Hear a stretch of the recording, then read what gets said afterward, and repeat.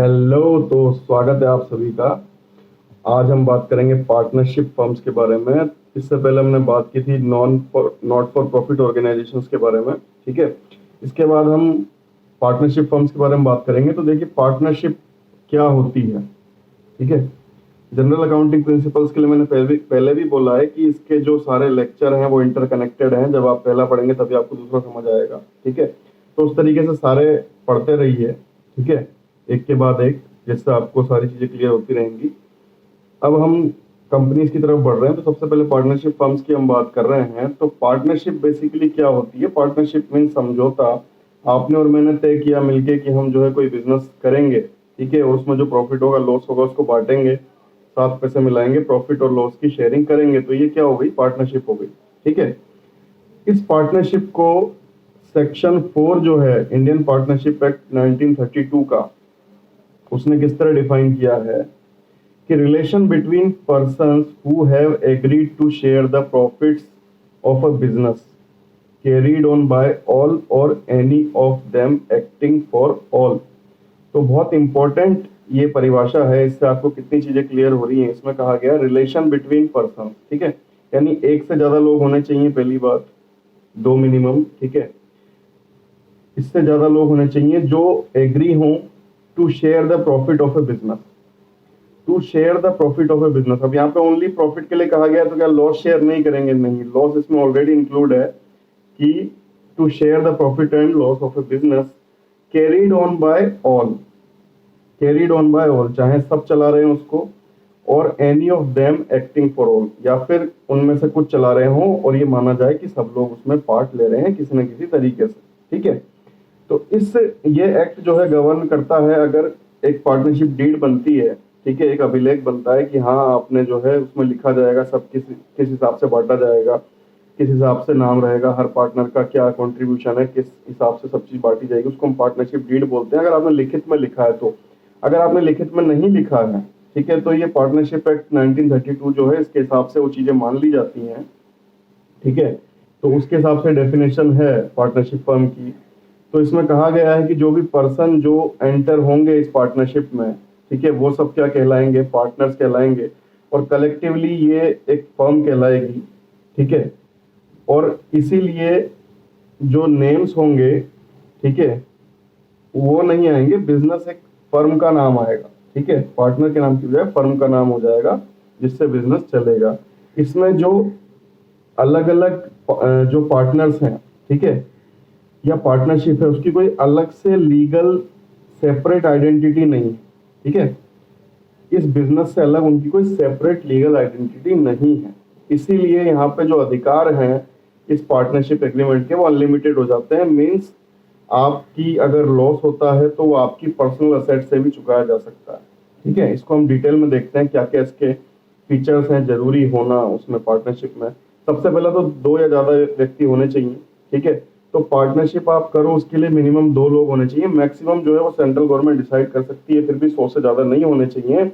और जो company rules हैं, कंपनी मिसलेनियस रूल्स 2014, उसमें गवर्नमेंट ने डिसाइड कर दिया है कि 50 से ज्यादा मेंबर नहीं होने चाहिए, यानी मिनिमम 2 और मैक्सिमम 50 ये होना चाहिए। इसके बाद हम बात करते हैं एग्रीमेंट है कि एग्रीमेंट होना चाहिए, समझौता होना चाहिए कि किस तरीके से आप प्रॉफिट एंड लॉस को बांटोगे, किस तरीके से आपका रिलेशनशिप रहेगा, किस तरीके से आपकी कैपिटल रहेगी, सब चीज उसमें लिखा होना चाहिए।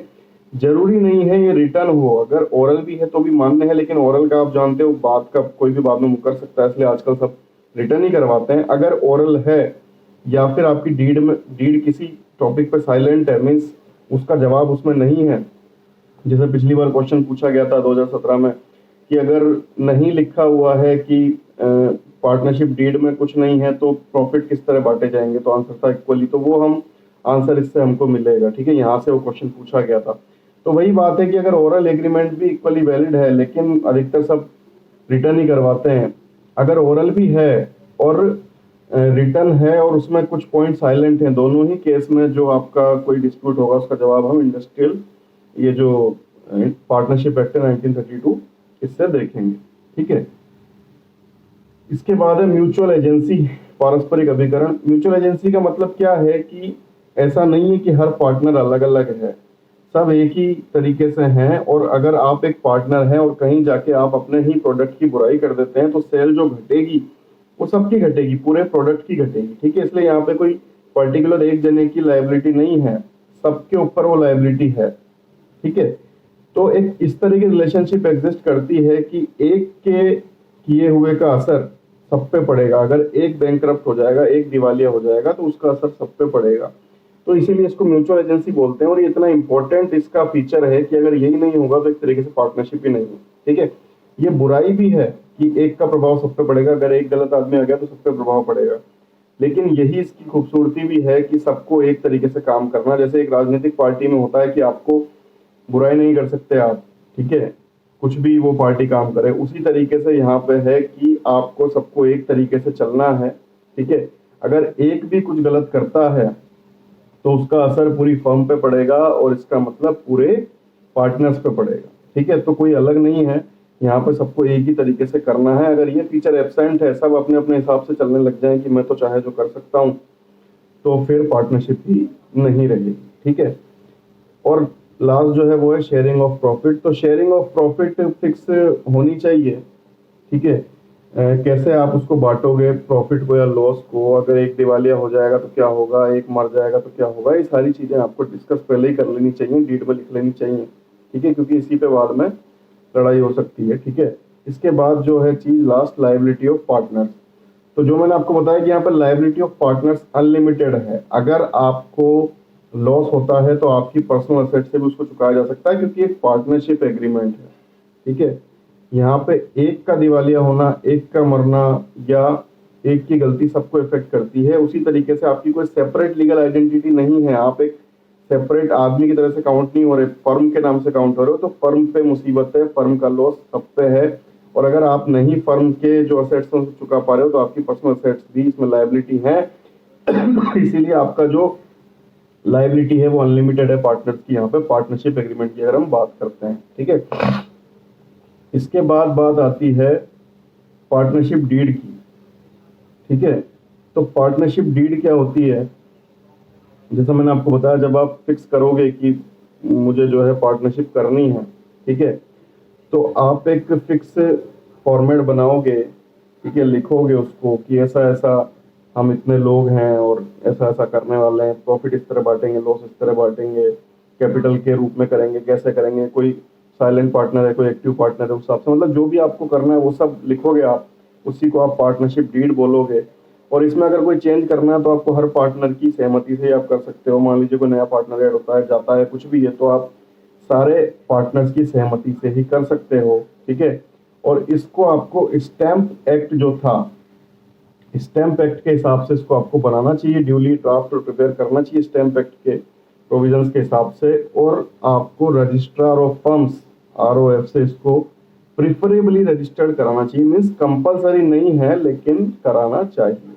ठीक है, अब इसमें क्या क्या होता है, इसमें names and address of firm होता है, names and address of partners, amount of capital contributed by each partner, accounting period, date of commencement, rules regarding operation of bank accounts, profit and loss sharing ratio, rate of interest on capital loan drawings, mode of auditor's appointment, salaries, commission if payable, rights, duties and liabilities of each partner, treatment of loss arising out of insolvency of one or more partner, settlement of accounts on dissolution of the firm, method of settlement of disputes among the partners, rules to be followed in case of admission, retirement, death of a partner, any other matter relating to the conduct of business। ठीक है, तो ये सारी चीजें जो है आपको उसमें लिखनी होती हैं, जिससे आपको पूरा क्लियर हो जाएगा किस किस तरीके से आपका बिजनेस चलने वाला है। ठीक है, और जो मैंने आपसे बोला कि अगर किसी भी जगह साइलेंट है आपकी डीड तो Indian partnership act 1932 shall apply, वो वहां पे अप्लाई हो जाएगा। ठीक है, इसके बाद हम बात करते हैं कि जो इसमें कमी थी कि अगर एक पार्टनर को कोई दिक्कत है तो वही चीज जो है वो सब पे अप्लाई हो जाएगी, सबकी लायबिलिटी बन जाएगी। इस कमी को दूर करने के लिए 2008 में लिमिटेड लायबिलिटी पार्टनरशिप एक्ट 2008 के माध्यम से जोड़ा गया। ठीक है, इसमें दो चीजें इंट्रोड्यूस हुई, एक लिमिटेड लायबिलिटी और एक पेरेचुअल सक्सेशन। ठीक है, लिमिटेड लायबिलिटी का मतलब आप समझिए कि पहले आपकी अनलिमिटेड लायबिलिटी थी, अगर कोई भी कुछ करता है तो उसका असर सब पे जाना था, ठीक है। और अगर आप सही हो लेकिन दूसरा पार्टनर अगर गलत आ गया और वो इंसॉल्वेंट हो गया या उसने कुछ ऐसा कर दिया जिससे सब पे ऑब्लिगेशन आना है, तो पार्टनर बनने में इसलिए आदमी डरता था कि वो कुछ नहीं करेगा और पता लगे कि उसकी संपत्तियां बिक जाए, ठीक है। तो इसलिए लायबिलिटी जो है वो लिमिटेड कर दी गई कि अगर कोई और कुछ करता है तो उससे रिलेटेड आपकी लिमिटेड लायबिलिटी है जो लिख दी जाएगी एग्रीमेंट में, ठीक है। इस लॉ के तहत जो एग्रीमेंट बनेगा उसमें वो लिमिटेड लायबिलिटी लिख दी जाएगी और फिर दूसरे के किए हुए का असर आप पे लिमिटेड ही पड़ेगा, ठीक है। तो ये तो हो गया लिमिटेड लायबिलिटी। दूसरा है पेरिचुअल सक्सेशन, मीन्स शाश्वत उत्तराधिकार। इसका मतलब यह है कि पहले अगर कोई पार्टनर मर जाता है, इंसॉल्वेंट हो जाता है या कुछ भी होता है, तो उससे कंपनी भी आपकी बंद हो सकती थी, ठीक है। कंपनी पे सीधा सीधा असर आता था, कंपनी पे इफेक्ट होता था उसका आपकी फर्म पे, ठीक है। यहाँ पे इफेक्ट नहीं होगा, यहाँ पे कोई भी इंडिविजुअल मेंबर आ सकता है और जा सकता है। कंपनी एज इट इज आपके पेरिचुअल सक्सेशन के हिसाब से, यानी शाश्वत उत्तराधिकार से वो चलती रहेगी। जिसका जितना उसमें है लिमिटेड लायबिलिटी उस हिसाब से वो चलती रहेगी। कंपनी आपकी कंटिन्यूस चलती रहेगी, किसी के आने से या जाने से फर्क नहीं पड़ेगा। इसलिए यहाँ पे जो मैक्सिमम लिमिट है वो भी नहीं है, अनलिमिटेड है, कोई भी आ सकता है जा सकता है। लिमिटेड लायबिलिटी के हिसाब से अपनी पार्टनरशिप हिस्सेदारी ले सकता है और फिर जा सकता है, ठीक है। तो ये दो चीजें इसमें स्पेशली जोड़ी गई, लिमिटेड लायबिलिटी और पेरिचुअल सक्सेशन, इसका ध्यान रखें, ठीक है। It is viewed as an alternative corporate business vehicle, ठीक है। तो अल्टरनेटिव कॉर्पोरेट बिजनेस व्हीकल के रूप में इसको लगाया गया, जिससे कि अगर आप चाहते हो, ठीक है, हिस्सेदारी लेना और आप इस चीज से डरते हो म्यूचुअल एजेंसी से कि कोई और कुछ करेगा उसका नुकसान आपको होगा, तो इसके तहत आप जुड़ सकते हो। It provides the benefits of limited liability, ठीक है। लिमिटेड लायबिलिटी का आपको प्रॉफिट देती है, but allows its partners the flexibility of organising their internal structure. यहाँ पे पार्टनर्स को फ्लेक्सिबिलिटी है उनका इंटरनल स्ट्रक्चर को ऑर्गेनाइज करने की, as a partnership based on mutual arrived agreement. तो म्यूचुअल अराइव्ड एग्रीमेंट के हिसाब से आप अपने इंटरनल स्ट्रक्चर को डिफाइन कर सकते हो, आपकी लिमिटेड लायबिलिटी को फिक्स कर सकते हो, ठीक है। इसके साइलेंट फीचर्स की अब हम बात करते हैं, इसमें क्या स्पेशल चीजें हैं। तो limited liability partnership is a corporate and legal entity separate from its partners. तो इसके तहत जो एक फर्म बनती है वो एक सेपरेट लीगल आइडेंटिटी है, अलग से इसके पार्टनर से अलग एक सेपरेट लीगल आइडेंटिटी है।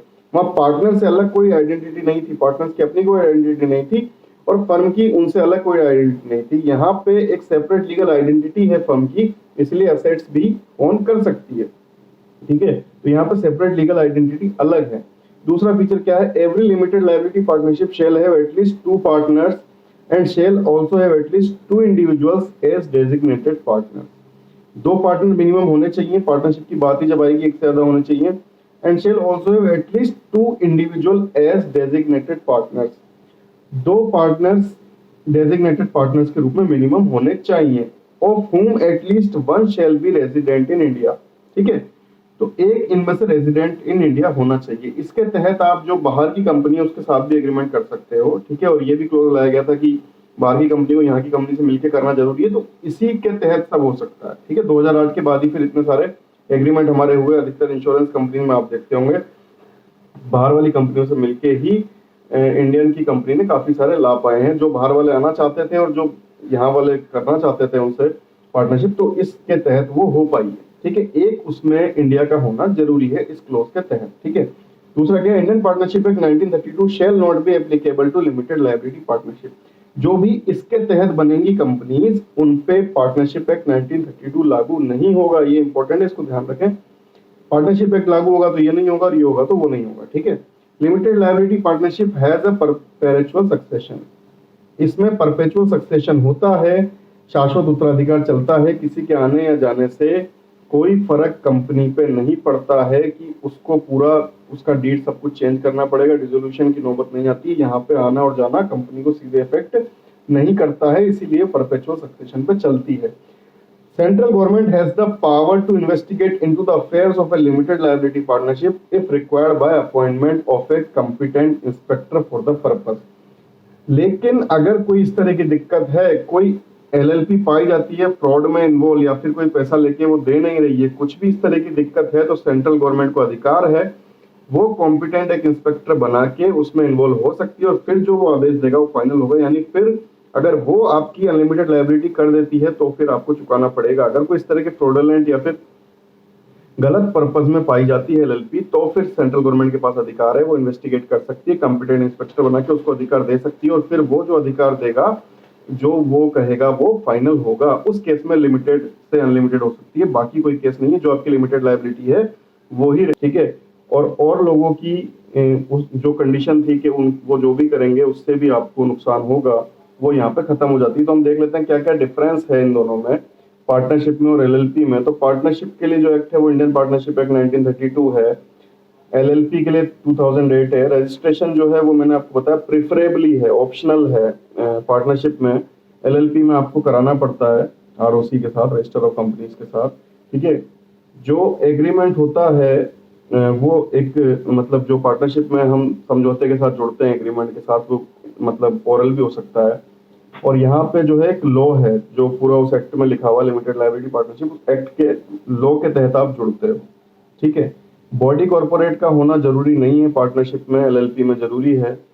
सेपरेट लीगल आइडेंटिटी आप नहीं रह जाते हो जब आप पार्टनरशिप के थ्रू जुड़ते हो, जबकि इसमें एलएलपी में आप सेपरेट लीगल आइडेंटिटी रहते हो, और आपकी जो उसमें लिमिटेड लायबिलिटी लिखी हुई है उतनी ही आपकी लायबिलिटी होती है, ठीक है। नंबर ऑफ पार्टनर्स जो है मिनिमम 2 है, मैक्सिमम 50 है पार्टनरशिप के लिए। यहाँ पे भी मिनिमम 2 है लेकिन मैक्सिमम कोई लिमिट नहीं है, ठीक है। ओनरशिप ऑफ असेट्स जो है वो एक फर्म जो है ओन नहीं कर सकती है पार्टनरशिप में, पार्टनर्स की असेट्स होती है, ठीक है। क्योंकि एक सेपरेट लीगल आइडेंटिटी नहीं है, इसलिए पार्टनर्स की असेट्स होती हैं, फर्म की असेट नहीं होती। जबकि एलएलपी में एक इंडिपेंडेंट आइडेंटिटी होने के नाते वो असेट्स रख सकती है। लायबिलिटी ऑफ पार्टनर्स तो सबसे बड़ा डिफरेंस है जो मैंने आपको एक्सप्लेन किया है कि यहाँ पे अनलिमिटेड है और वहां पे लिमिटेड है। प्रिंसिपल एजेंट मीन्स जो यहाँ पे पार्टनरशिप के केस में क्या होता है कि आप खुद के भी एजेंट हो और आप कंपनी के भी एजेंट हो, यानी आप कोई भी काम करते हो तो उसका फर्क सब पे पड़ता है, ठीक है। जबकि एलएलपी में ऐसा नहीं है, आप कोई काम करते हो तो उसका फर्क जो है आपकी लिमिटेड लायबिलिटी के हिसाब से उतना ही आप पर पड़ता है और बाकी लोगों को पड़ता है, सब पे नहीं पड़ता। इसके बाद हम पार्टनरशिप में आगे बढ़ते हैं। पार्टनरशिप में किस तरीके से प्रोविजंस हैं अकाउंटिंग के लिए, ठीक है। तो ये बहुत इंपॉर्टेंट क्वेश्चन है, इसको ध्यान रखें, पूछा जा सकता है कि क्या पार्टनरशिप डीड या पार्टनरशिप एग्रीमेंट ये बताता है कि आपको अकाउंटिंग किस तरीके से करनी है। तो ऐसा कोई पार्टनरशिप एक्ट 1932 में कोई ऐसा स्पेसिफिक नहीं है कि आपको अकाउंटिंग किस तरीके से करनी है, ठीक है। इसलिए अकाउंटिंग के जो बेसिक रूल्स है वही फॉलो होंगे, उसी तरीके से आपको अकाउंटिंग करनी है, ठीक है। लेकिन फिर भी ये अलग है, जो हमारी सोल प्रोप्राइटर था, मतलब कोई अकेला चला रहा है, उससे अलग है, क्योंकि यहाँ पे एक से ज्यादा लोग इन्वॉल्व हैं, तो उसके लिए हमको चीजें देखनी पड़ेंगी, ठीक है, कि अगर डीड में है तो क्या करना है, नहीं है तो क्या करना है, ठीक है। हर चीज, एक से ज्यादा लोग हैं इसलिए हर चीज का पहले से लिख लेना जरूरी है। इसलिए हम इसके फीचर्स देख रहे हैं कि अकाउंटिंग में क्या क्या अलग चीजें होंगी, क्या क्या काम आएगा। तो सबसे पहला इसका फीचर है profit sharing ratio. Profit sharing ratio आपको डिफाइन करना पड़ेगा कि आप जैसे किसी कैपिटल ज्यादा है तो आप कैपिटल के रेस्पेक्ट में बांटते हैं, लेकिन अगर डीड में लिखा है तो, क्योंकि वहां पे ऑप्शन था कि अगर पार्टनरशिप डीड नहीं है तो प्रॉफिट किस तरह बटेगा, ऑप्शन में लोग कंफ्यूज थे। अगर जिसको भी ये नहीं पता था कि मतलब अगर पार्टनरशिप डीड में नहीं है तो इक्वल बटेगा, क्योंकि वहां पे ऑप्शन थे कि कैपिटल के हिसाब से बटेगा, प्रॉफिट के हिसाब से बटेगा, एक्टिवनेस के हिसाब से बटेगा, तो सब चीजें सही लगती हैं अगर आपको ये जानकारी नहीं है, ठीक है। इसलिए ये जानना इंपॉर्टेंट है कि अगर पार्टनरशिप डीड साइलेंट है तभी वो इक्वल बटेगा, वरना पार्टनरशिप डीड के हिसाब से, कैपिटल के हिसाब से, जो भी पार्टनरशिप डीड में होगा उस हिसाब से हो जाएगा। अगर पार्टनरशिप डीड साइलेंट है तो इररेस्पेक्टिव ऑफ कैपिटल कोई भी फिर और कंडीशन नहीं है, इक्वली शेयर होगा, ठीक है। इंटरेस्ट ऑन कैपिटल, ये क्या होगा अगर नहीं लिखा हुआ है। अगर नहीं लिखा हुआ है तो जो भी कैपिटल एक पार्टनर ला रहा है उसके लिए वो कोई भी क्लेम नहीं कर सकता कि मुझे मेरे इस कैपिटल पे इंटरेस्ट चाहिए, ठीक है, क्योंकि वो आप भी खुद पार्टनर और आप भी अपना पैसा लगा रहे हो, सब अपना पैसा लगा रहे हैं, तो आप उस पर इंटरेस्ट की डिमांड नहीं कर सकते, ठीक है। अगर कुछ ऐसा डीड में है तो अलग बात है, डीड में नहीं है तो आप उस पर डिमांड नहीं कर सकते, ठीक है। इसके बाद हम बात करते हैं इंटरेस्ट ऑन ड्राइंग्स। ड्राइंग्स आपको पता है, आहरण कोई अगर निकाल रहा है आपके बिजनेस से पैसा कोई पार्टनर, तो उसको हम ड्राइंग से आहरण बोलते हैं। उस पर क्या उसको इंटरेस्ट देना होगा? नहीं, अगर नहीं लिखा हुआ है तो पार्टनरशिप एक्ट के हिसाब से यही है कि आपको उस पर कोई इंटरेस्ट नहीं देना है। अगर डीड में लिखा हुआ है तो अलग चीज है, ठीक है।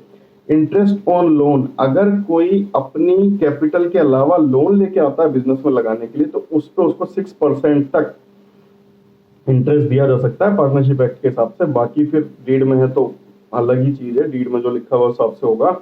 अगर वो उसके, ये इंपॉर्टेंट चीज है, उसके कैपिटल से अलग लेके आता है तभी वो उसको 6% तक दिया जा सकता है, ठीक है। इसके बाद बात करते हैं रेम्यूनरेशन फॉर फर्म्स वर्क। कोई सैलरी या कुछ दिया जा सकता है? नहीं, कोई भी सैलरी या कुछ भी चीज वो लेने के लिए लायबल नहीं है पार्टनरशिप एक्ट के हिसाब से, ठीक है। कुछ सैलरी या कुछ भी उसको दिया जाए, लेकिन अगर डीड में लिखा हुआ है कुछ एक्टिव पार्टनर कुछ और चीजें तो वो अलग है, बाकी कोई सैलरी लेने का वो अधिकारी नहीं है, ठीक है। इसके अलावा इंडियन पार्टनरशिप एक्ट और क्या स्पेसिफाई करता है, कुछ चीजें और वो स्पेसिफाई करता है कि अगर कोई पार्टनर है, ठीक है, और वो खुद के लिए कोई उसी में रहते हुए, उसी बिजनेस में रहते हुए कोई अलग से अपना काम करके कुछ प्रॉफिट कमाता है तो उसका प्रॉफिट नहीं है, वो उस पूरे प्रॉफिट को बिजनेस में दे, ठीक है, और उस हिसाब से लास्ट जो कैलकुलेशन होती है उसी के लिए उस प्रॉफिट को रखे, अलग से ना बताए कि ये मेरा है तो मैं इसको अलग से करूंगा, ठीक है। सेम अगर उसी बिजनेस से रिलेटेड कोई सेम नेचर का वो अलग से काम चालू कर देता है और वहां पे भी उसको प्रॉफिट होता है तो उस प्रॉफिट को भी उसको पूरा एज इट इज इसी बिजनेस में दिखाना है। सेम नेचर का अदर काम आप नहीं कर सकते क्योंकि ये पार्टनरशिप के खिलाफ हो गया, ठीक है। तो अगर आप सेम नेचर का कोई और बिजनेस कर रहे हो और वहां से भी आपको प्रॉफिट होता है तो वो भी आपको एज इट इज दिखाना है इसी में, ठीक है। इसके बाद हम बात करते हैं कि और क्या स्पेशल एस्पेक्ट्स हैं। तो क्योंकि मैंने आपको बताया सोल प्रोप्राइटर से अलग हो गया क्योंकि एक से ज्यादा लोग हैं तो कुछ चीजें इसमें अलग हो जाती है। जैसे कैपिटल अकाउंट्स का आपको डिवाइडेशन किस तरह करना है, दो तरीके होते हैं, फिक्स्ड और फ्लक्चुअल बेसिस पे, ठीक है, फिक्स्ड मेथड और फ्लक्चुअल मेथड, ठीक है। Distribution of profit and loss, adjustment of wrong appropriation of profit in past, अगर पास्ट में गलत एंट्री हो गई है तो उसका किस तरह होगा, डिसोल्यूशन किस तरह होगा, रिकंस्टिट्यूशन किस तरह होगा। तो ये सारी चीजें ही डिस्कस करनी पड़ती हैं, उसी हिसाब से होता है और सारी चीजें इंपॉर्टेंट है, सबसे क्वेश्चन आते हैं तो हम अगले चैप्टर्स में इसको पढ़ेंगे, ठीक है, आगे। तब तक के लिए अपना बहुत ध्यान रखिएगा। Stay home, stay safe, good bye.